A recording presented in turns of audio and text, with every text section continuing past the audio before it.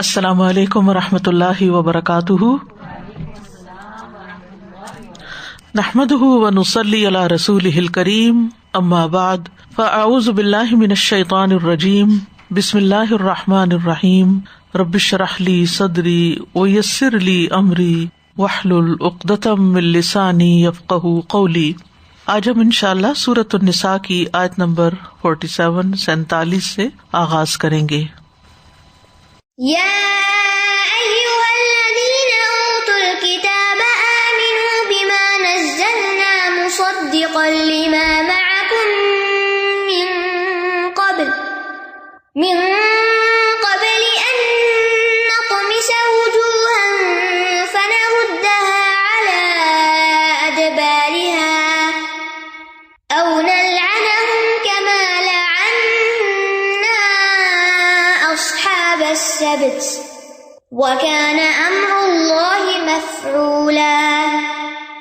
اے لوگو جو کتاب دیے گئے ہو، اس پر ایمان لاؤ جو ہم نے نازل کیا، جو تصدیق کرنے والا ہے اس کتاب کی جو تمہارے پاس ہے، اس سے پہلے کہ ہم چہروں کو مٹا دیں پھر ہم انہیں ان کی پشتوں پر پھیر دیں، یا ہم ان پر اسی طرح لعنت کریں جس طرح ہم نے سبت والوں پر لعنت کی، اور اللہ کا حکم نافذ ہو کر رہنے والا ہے۔ یا ایھا الذین اوتوا الکتاب، اہل کتاب سے خطاب ہے۔ اے لوگو جو کتاب دیے گئے ہو، تمہارے پاس اللہ کی کتاب ہے، تم جانتے ہو کہ یہ پیغمبر برحق ہے، لہذا جو کچھ یہ تمہیں بتاتا ہے اس پر ایمان لے آؤ۔ آمنوا بما نزلنا، ایمان لے آؤ اس پر جو ہم نے نازل کیا، یعنی محمد صلی اللہ علیہ وسلم پر، اور وہ تھا قرآن۔ اور یہ قرآن کیسا ہے؟ مصدقا لما معکم، اس چیز کی تصدیق کرتا ہے جو تمہارے پاس ہے، یعنی پہلے سے ہی موجود ہے، جیسے مہیمنا علیہ کا لفظ آتا ہے ایک اور جگہ، کہ دوسری کتابوں کا نگہبان ہے، ان کی تصدیق کرتا ہے۔ ان کتابوں نے چونکہ رسول صلی اللہ علیہ وسلم کی آمد کی خبر دی تھی، تو جب محمد صلی اللہ علیہ وسلم دنیا میں آ گئے، رسالت ان پر آ گئی، یعنی وہی رسول جس کے آنے کی خبر ان کی کتابوں میں تھی، تو اس رسول کے آنے سے اس خبر کی تصدیق ہو گئی جو ان کی کتابوں میں تھی۔ مصدقا لما معکم، یعنی جو تمہارے پاس ہے رسول صلی اللہ علیہ وسلم کی آمد کی خبر کے بارے میں، تو وہ رسول آ چکا ہے، وہ کتاب آ چکی ہے، لہٰذا رسول بھی تصدیق کر رہا ہے، کتاب بھی تصدیق کر رہی ہے۔ اور پھر زوردار انداز سے یہ بات کہی گئی کہ ایمان لے آؤ، من قبل ان نطمس وجوہا، اس سے پہلے کہ ہم چہروں کو مٹا دیں۔ چہروں کو مٹانے کا مطلب یہ ہے کہ ان کے جو اعضاء ہیں، جیسے آنکھیں ہیں، ناک ہے، منہ ہے، کان ہے، ان کو پلین کر دیں، کوئی نقش باقی نہ رہے۔ اور پھر فنردها علی ادبارها، چہروں کی سائڈ کو پشت کی طرف کر دیں، موڑ دیں، اور پیچھے کا پھر آگے آ جائے گا، تو انسان کی شکل کیسی ہوگی؟ تو یہ سزا کیوں؟ کیونکہ جس طرح تم نے حق کو ماننے سے انکار کیا ہے، تو اسی طرح پھر تمہارے ساتھ بھی معاملہ ہوگا۔ اور پھر یہ ایک طرح سے دھمکی ہے، او یا پھر ہم تمہارے ساتھ کیسا معاملہ کریں گے، کیسا سلوک کریں گے، جیسے تم سے پہلے تمہارے ہی کچھ لوگوں کے ساتھ ہو چکا۔ اور وہ کیا تھا؟ نلعنہم کما لعنا اصحاب السبت، ہم لعنت کریں گے ان پر جس طرح ہم نے اصحاب السبت پر لعنت کی۔ اور جس پر اللہ کی لعنت ہو اس پر اللہ کا غضب ہوتا ہے، ناراضگی ہوتی ہے۔ اور اصحاب السبت ہفتے والوں کے ساتھ کیا ہوا تھا؟ اللہ تعالیٰ نے ان کو بندر بنا دیا تھا، یعنی ہم تمہاری شکلیں بگاڑ دیں گے۔ وَكَانَ أَمْرُ اللَّهِ مَفْعُولًا، اور اللہ کا یہ حکم ہو کر رہنے والا ہے، اللہ کا فیصلہ نافذ ہو کر رہنے والا ہے، اللہ کا حکم کوئی رد نہیں کر سکتا۔ پھر سوال یہ پیدا ہوتا ہے کہ اگر اللہ کا حکم رد نہیں ہو سکتا تو پھر محمد صلی اللہ علیہ وسلم کے انکار پر ان کے چہرے کیوں نہیں مسخ کیے گئے؟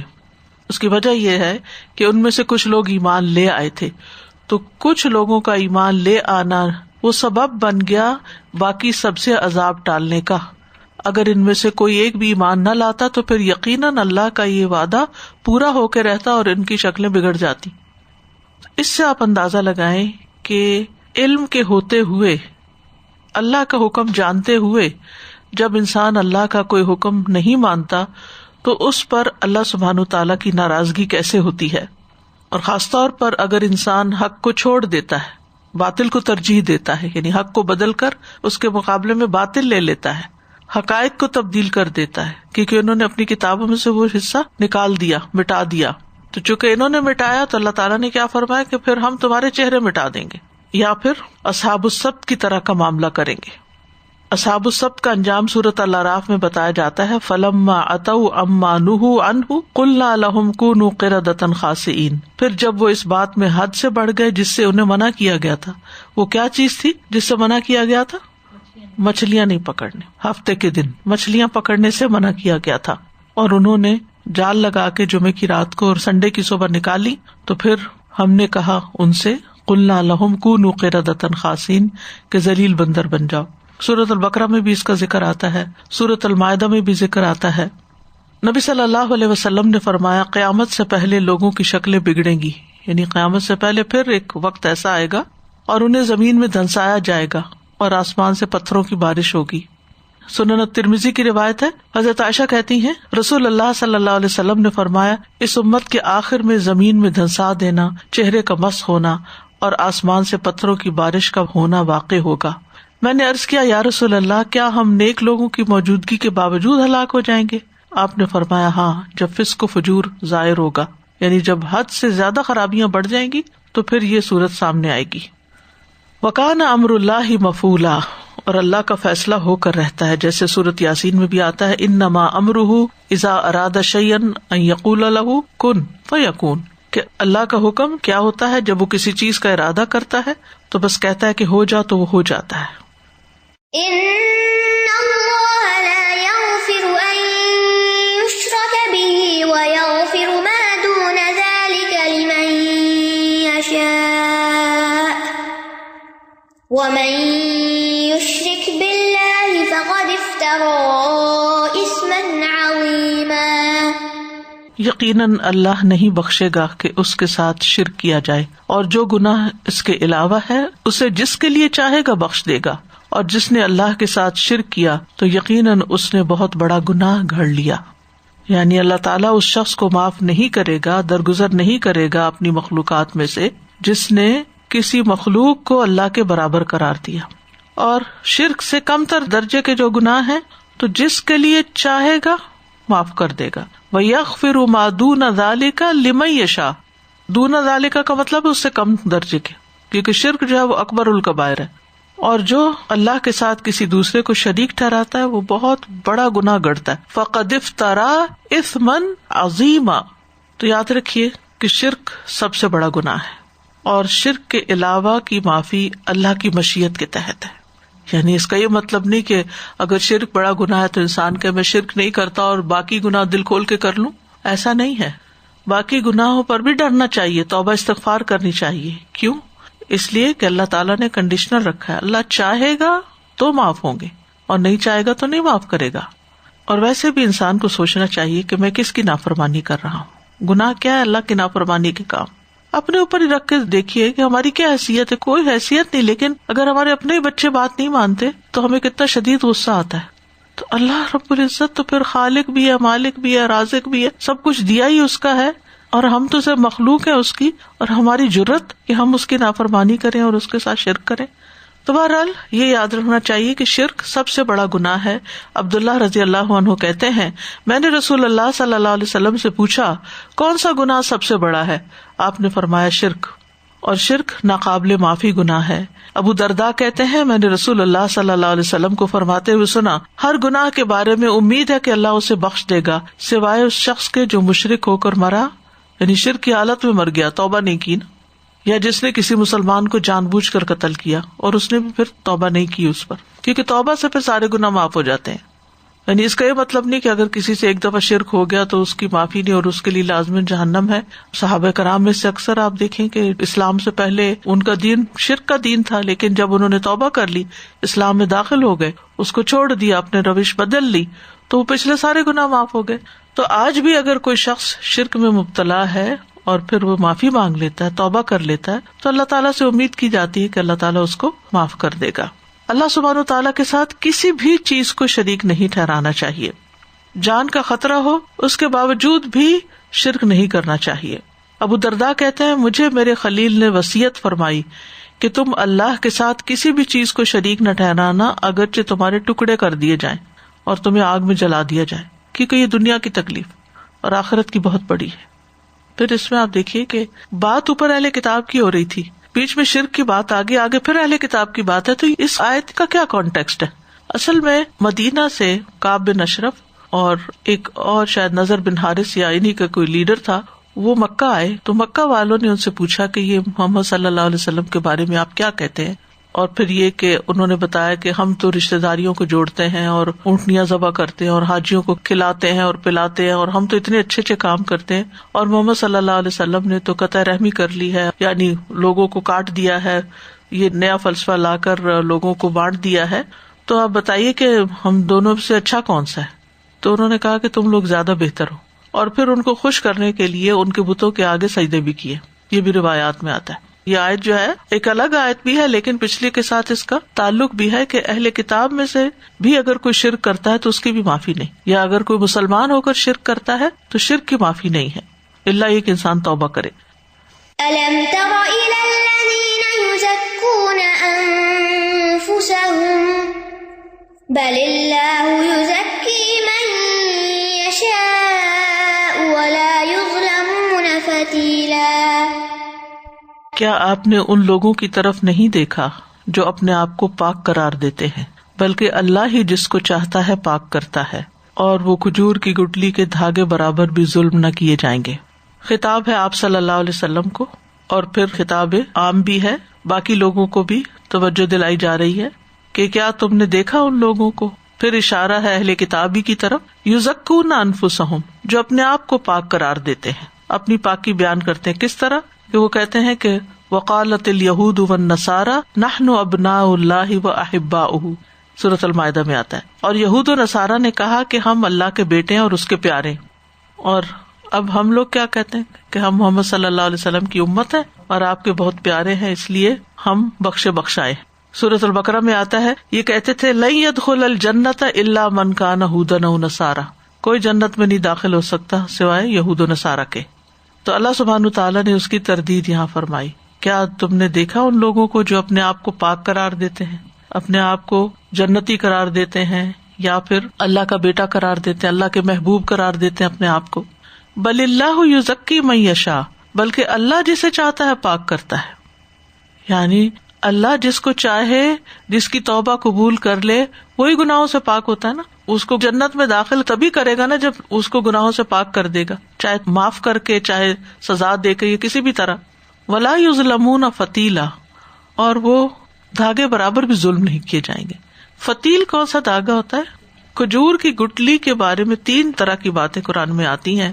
جب آپ کھجور کھاتے ہیں تو آپ دیکھتے ہیں کہ اس کے اوپر ایک سفید بالکل ہلکا سا چھلکا ہوتا ہے گٹلی کے اوپر. اس کو ایسے ہاتھ سے مسلے تو وہ ختم ہو جاتا ہے، بالکل نازک سا چھلکا، جھلی سی ہوتی ہے جیسے، اس کو قطمیر کہتے ہیں. پھر آپ اس کے ان سائڈ ذرا دیکھتے ہیں، بیک سائڈ جو ہوتی ہے کھجور کی، ایک تو ہوتا ہے نا اندر کی طرف ریپ کیا ہوا یعنی بیج جو ہوتا ہے، اور جو اس کی بیک سائڈ ہوتی ہے اس میں ایک لمبا سا دھاگا سا ہوتا ہے، وہ فتیل کہلاتا ہے. اور اسی طرح اس کے بیک پر چھوٹا سا گڑھا سا ہوتا ہے، وہ نقیر کہلاتا ہے. چھوٹا سا سوراخ ہوتا ہے نا، چھوٹا سا سوراخ بھی نہیں ہوتا، سوراخ بھی دوسری طرف نکل جاتا ہے. آپ گھر جا کے کھجور کھائیے اور اس کی 3 چیزیں دیکھیے. تو فتیل اتنا باریک دھاگا ہوتا ہے کہ ایسے ہاتھ سے ہی چلا جائے. اور ویسے فتیل چراغ کی بتی کو بھی کہتے ہیں. اور ہاتھ کے ملنے سے بعض اوقات ہاتھ کے اوپر جیسے آٹا ہوتا ہے نا، تو آپ ایسے سے ملتے ہیں تو وہ چھوٹی باریک سی چیز بن جاتی، تو اس کو بھی فتیل کہتے ہیں. یعنی معمولی سی چیز، اس کا اگر وزن کرے تو کیا وزن ہوگا؟ یعنی اس دھاگے کا تو کوئی وزن ہی نہیں. اللہ تعالیٰ اتنا بھی ظلم کسی پہ نہیں کرے گا. ہر کوئی اپنے اعمال کی جزا پائے گا. اچھے کرو تو اچھے، ذرے کے برابر بھی کرو تو اس کا بھی اجر ملے گا انشاءاللہ. اب یہ تو تھا ایک خاص کانٹیکسٹ آیت کا، لیکن عام طور پر بھی اس چیز کو ناپسند کیا گیا ہے کہ انسان اپنے نفس کی پاکی بیان کرے اور اپنی تعریفیں، اپنے منہ میاں مٹھو بنے اور اپنی بڑی خوبیاں بیان کرتا رہے. اس چیز کو پسند نہیں کیا گیا. یعنی خود کو پاک قرار دینا، نیک سمجھنا، اپنے آپ کو بڑی چیز سمجھنا، یہ ایک تکبر کی علامت ہوتی ہے. کیونکہ پیچھے بھی گزر چکا نا، ان اللہ لا یحب من کان مختالا فخورا. تو اسی سے ملتی جلتی بات یہاں دوبارہ کہی گئی ہے کہ کسی شخص کے لیے پسندیدہ نہیں کہ وہ اپنے کسی عمل کے ذریعے اپنے رب پر احسان کرے یا بندوں پر احسان کرے. کیسے؟ مثلاً اللہ پہ احسان کیسے کہ کہے کہ میں نے اتنی نمازیں پڑھی اور میں اتنا تہجد پڑھتا ہوں، اتنا صدقہ کیا، میں نے تو روزہ بھی رکھا، میں نے حج کیے، میں نے والدین سے اس نے سلوک کیا. بھئی کیا تو اپنے لیے کیا. یعنی اگر کوئی دعا قبول نہ ہو یا کوئی مطلب پورا نہ ہو تو پھر اللہ پہ احسان جتانے لگتے ہیں اپنی طرف سے کہ ہم نے سب کچھ کر لیا، اب یہ تو اللہ پر ہے، اس نے نعوذ باللہ ہماری بات نہیں مانی اور ہمارے ساتھ زیادتی کر دی. تو یہ رویہ انتہائی غلط ہے. بندوں پر احسان جتانا کیا ہوتا ہے کہ میں نے اس کو اتنا دیا، اس کے لیے یہ کیا، فلاں کیا. اس طرح کی باتیں جو ہے نا یہ اللہ تعالیٰ کو پسند نہیں ہے. اللہ تعالیٰ فرماتے ہیں وَإِذْ أَنْتُمْ أَجِنَّةٌ فِي بُطُونِ أُمَّهَاتِكُمْ فَلَا تُزَكُّوا أَنفُسَكُمْ هُوَ أَعْلَمُ بِمَنِ اتَّقَىٰ. وہ تمہیں اس وقت سے جانتا ہے جب تم اپنی ماؤں کے پیٹوں میں بچے تھے، خون کا ایک کلاٹ تھے. سو اپنی پاکیزگی کا دعویٰ نہ کرو. یعنی انسان اس کے سامنے تو اپنے آپ کو اچھا پیش کر سکتا ہے جس کو پتہ ہی نہ ہو کہ حقیقت کیا ہے، لیکن جو ہماری اندر باہر کی ساری حقیقت جانتا ہے اس کے سامنے ہم اپنے آپ کی پاکیزگی کا کیا دعویٰ کر سکتے ہیں. فرمایا وہ زیادہ جاننے والا ہے کہ کون بچا، ہوا عالم بمن اتقا. امام نووی کہتے ہیں کہ اپنی پاکی بیان کرنے کی دو حالتیں ہوتی ہیں، ایک ہے مذموم حالت اور وہ ہے فخر اور تکبر کی بنا پر اپنی خوبیاں بیان کرنا. دوسرا ہے پسندیدہ حالت کہ دینی مصلحت کی بنا پر اپنی کوئی خوبی بیان کرنا. جیسے آپ بچوں کی تربیت کر رہے ہوتے ہیں نا، تو ان کو آپ بچپن کے اپنے کوئی واقعہ بتا دیتے ہیں کہ جب میں 10 سال کی تھی جب سے میں نے کوئی نماز نہیں چھوڑی. اب ویسے تو یہ آپ اپنی ایک تعریف کر رہے ہیں، لیکن آپ بچے کے سامنے کیوں یہ بات کر رہے ہیں؟ تاکہ اس کو ایک انسینٹیو ملے، یعنی ان کو ایک شوق دلانے کے لیے. اسی طرح بعض اوقات یہ ہوتا ہے کہ انسان کوئی امر بالمعروف اور نہی عن المنکر کر رہا ہوتا ہے، یا کسی کو نصیحت کر رہا ہوتا ہے، یا مشورہ دے رہا ہوتا ہے. یعنی ہوتا ہے نا کئی دفعہ لوگ بہت اپسیٹ ہوتے ہیں، بہت پریشان ہوتے ہیں. مثلا آپ کی بہن ہی ہے، آپ کو کہتی ہے کہ میرے ہسبینڈ نے یہ کر دیا وہ کر دیا، تو آپ اپنی مثال دے کے کہتی ہے دیکھو میرے ہسبینڈ جب یہ کرتے ہیں نا تو میں ایسے کرتی ہوں. وہ آپ کی کوئی خوبی ہوتی ہے. اب یہاں پر یہ بات آپ کیوں کر رہے ہیں؟ اس کی اصلاح کے لیے کہ دیکھو یہ صرف تمہارے ساتھ نہیں ہوتا، یہ میرے ساتھ بھی ہوتا ہے، لیکن جب میرے ساتھ ایسا کچھ ہوتا ہے تو میں اس معاملے کو اس طرح ہینڈل کرتی ہوں اور ہمارے گھر میں جھگڑا فساد نہیں پھر ہوتا. اب یہاں اپنی مثال جو آپ نے دی تو ایک طرح سے تو تزکیہ ہی ہے، لیکن یہ بات سمجھنے کی ضرورت ہے کہ فخر و تکبر کی بنا پر اپنی پاکی بیان کرنا درست نہیں، لیکن کسی کو نصیحت کرتے ہوئے، کسی کو مشورہ دیتے ہوئے، کسی مصلحت کے تحت کسی کو تعلیم دیتے ہوئے. مثلاً اگر ایک استاد پڑھا رہا ہے تو وہ اپنی طالب علمی کا کوئی اپنا وقت یاد کرے کہ ہم اپنے استادوں کی ایسے عزت کرتے تھے، ہم اس طرح رات بھر جاگتے تھے، یہ چیز میں نے اتنی مشکل سے سیکھی. یہ بھی تعریفیں ہی ہیں ایک طرح سے، لیکن اس میں دوسرے کے لیے ایک سبق ہوتا ہے. اسی طرح اگر دو لوگوں کے بیچ میں صلح کرا رہے ہیں آپ، یا بعض اوقات آپ پہ کوئی الزام دھرتا ہے تو آپ نے وہ کام نہیں کیا ہوتا، اور اگر آپ اپنے آپ کو کلیئر نہیں کرتے، آپ نہیں بتاتے نہیں میں نے نہیں کیا، تو ہو سکتا ہے کہ آپ کے اوپر کوئی مصیبت نازل کر دی جائے، کوئی آپ کو پکڑ کے لے جائے. بہت دفعہ ایسی واقعات ہوتے ہیں کہ بے گناہ پکڑے ہوئے جیلوں میں پہنچ جاتے ہیں، ان کے پاس اپنی صفائی پیش کرنے کی کوئی چیز نہیں ہوتی. اگر وہ اپنی صفائی پیش کرتے ہیں یا کوئی دوسرا آ کے ان کی صفائی پیش کرتا ہے تو اس میں کوئی حرج کی بات نہیں ہے، یہ اس میں نہیں آئے گا. اور اسی طرح یہ ہے کہ بعض چیزیں بہت ہی پرائیویٹ، بہت خاص ہوتی ہیں، بہت خاص بندوں کو انسان اپنے کچھ تجربے شیئر کر لیتا ہے، تو ان کو یہ بھی کہہ سکتا ہے کہ آپ دوسروں کو مت بتائیں، اس سے کوئی مجھے اپنی شہرت کروانا مقصود نہیں ہے.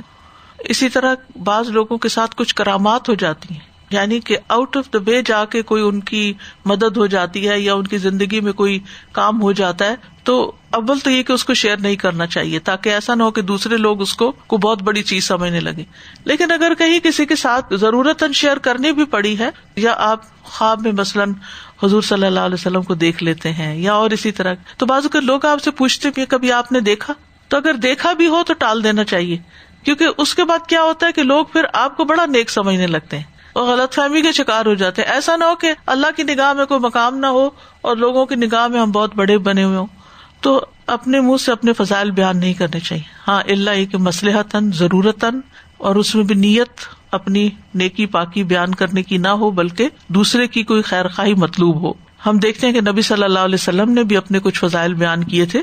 آپ نے فرمایا قیامت کے دن میں آدم کی اولاد کا سردار ہوں گا. اب ایک ہمارے علم میں اضافہ ہوا نا اس کے بتانے سے.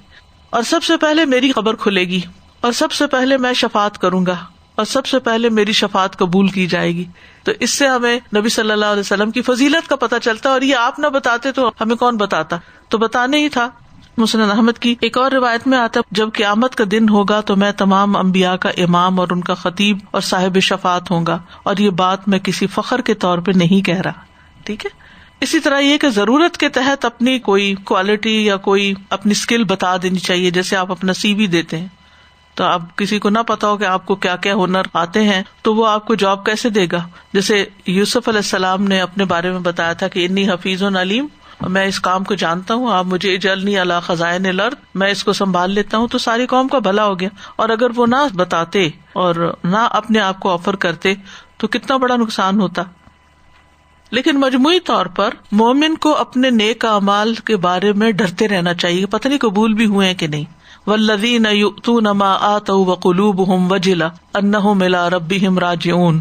پھر اسی طرح یہ ہے کہ اپنے نفس کو اچھی نگاہ سے نہیں دیکھنا چاہیے. ابو حفص کہتے ہیں کہ جو شخص ہر وقت اپنے آپ کو الزام نہ دے اور تمام حالات میں اپنے نفس کی مخالفت نہ کرے اور تمام اوقات میں نفس کی ناپسندیدہ چیزوں کی طرف خود کو گھسیٹ کر نہ لے جائے، وہ دھوکے میں پڑا ہوا ہے. اور اس کا یہ مطلب بھی نہیں کہ ہر وقت آپ ایک لو سیلف اسٹیم کا شکار رہیں اور اپنے آپ کو بلیم ہی کرتے رہیں اور کڑتے ہی رہیں اور جلتے رہیں اور ہمت ہار کے مایوس ہو کے بیٹھ جائیں کہ میں تو کچھ کرنے کے قابل ہی نہیں ہوں.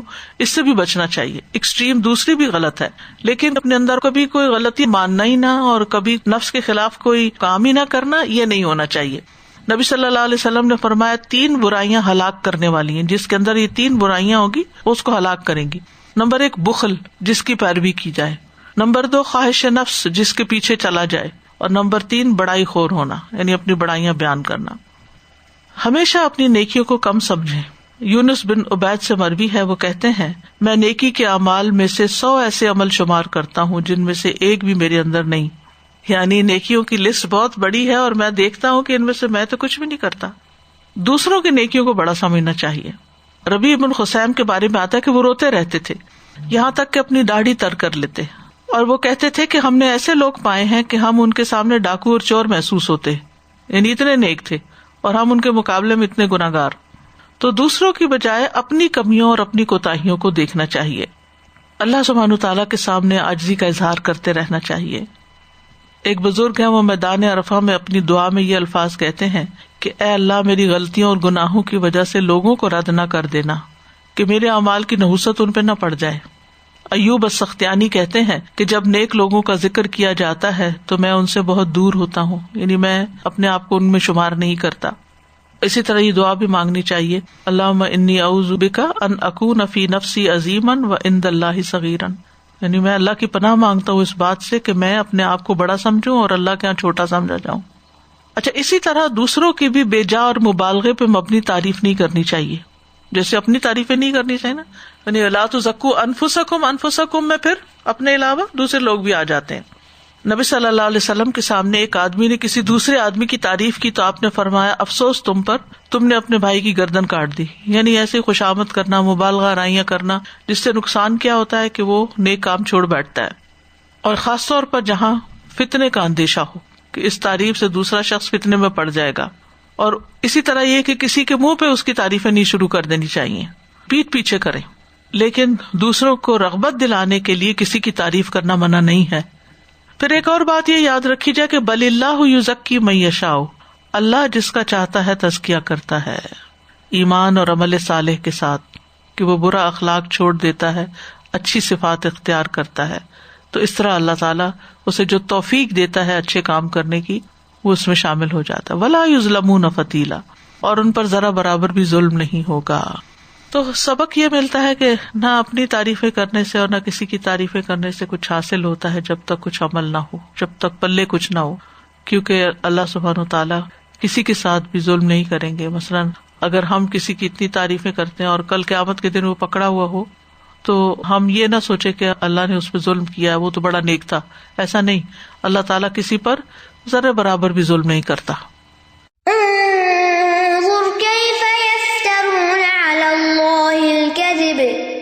وَكَفَى بِهِ إِثْمًا مُبِينًا، دیکھیے وہ کس طرح اللہ پر جھوٹ گھڑتے ہیں، اور اس جھوٹ کا کھلم کھلا گناہ ہونا کافی ہے.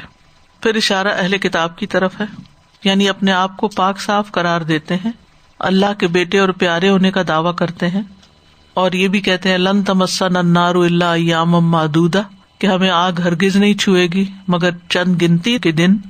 اسی طرح اپنے آباء و اجداد کے اعمال پہ بڑا فخر کرتے ہیں، حالانکہ اللہ تعالیٰ نے فرما دیا کہ اولاد کے کام نہیں آئیں گے بڑوں کے عمل.